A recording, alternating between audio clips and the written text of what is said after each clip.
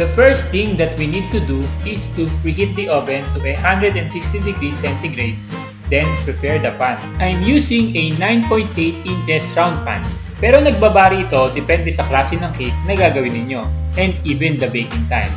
You have to take note of that. So wala po tayong ipapahid na pang-grease sa pan. We just have to line it with parchment paper, pero sa bottom lang. Yung sa gilid ng pan, i-allow talaga nating mag-stick dyan yung cake mixture para makuha natin yung round shape na from bottom to top. You know what I'm saying, right? Okay, so let's get mixing. Bali may two ways ng paghahalo nito, yung butter mixture at yung meringue. Dahil yung egg whites ay ipopong natin ito. On a bowl, crack tayo ng 5 pieces of egg.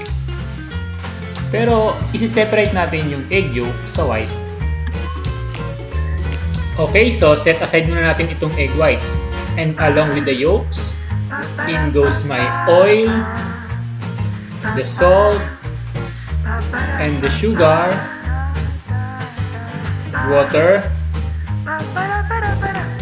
and vanilla. Half teaspoon lang. Then give it a good stir hanggang ma-dissolve yung salt and sugar. Pag na-dissolve na yung salt and sugar, i-next na natin ilagay yung cake flour at baking powder. At isisip natin ito to avoid any clumps of flour. And then, haluin mabuti hanggang maging smooth. Mapapansin yung smooth na siya pag wala ng clumps of flour na makikita. Okay? Ayan. Okay, dito naman tayo sa egg whites. Add a half a teaspoon of cream of tartar.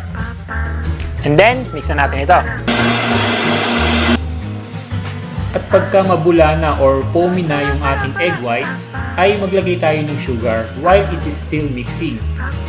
At pagka nailagay natin lahat ng sugar, let's bring it to high speed hanggang ma-reach natin yung steep peak na tinatawag.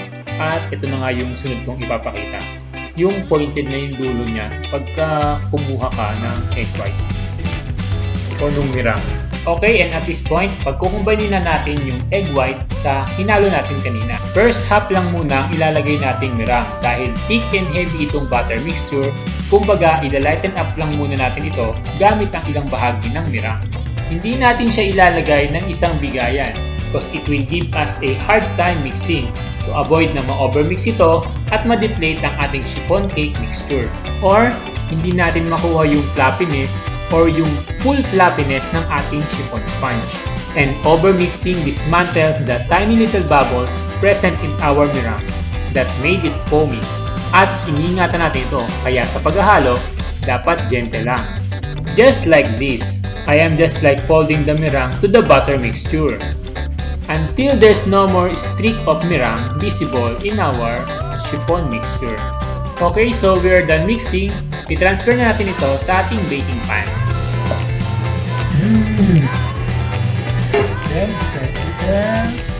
At itaktak ng mga 3 beses. By doing this, na-eliminate natin yung mga unwanted spaces o yung mga na-trap na air sa loob ng ating mixture.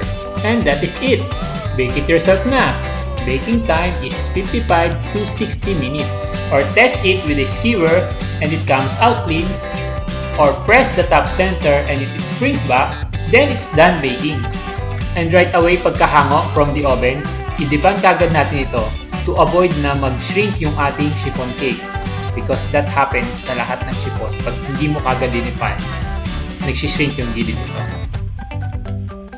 You just have to run your knife along the edges or your offset spatula and tada!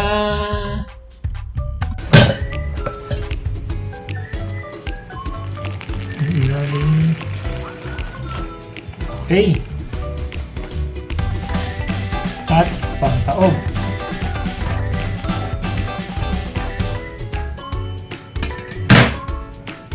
And that is it. Meron na tayong chiffon cake. Please don't forget to like, share, and subscribe. At pakiclick na rin yung bell button para updated ka sa mga baking tutorials ko. So, see you next time for the next Bake It Yourself adventure. Thank you for watching!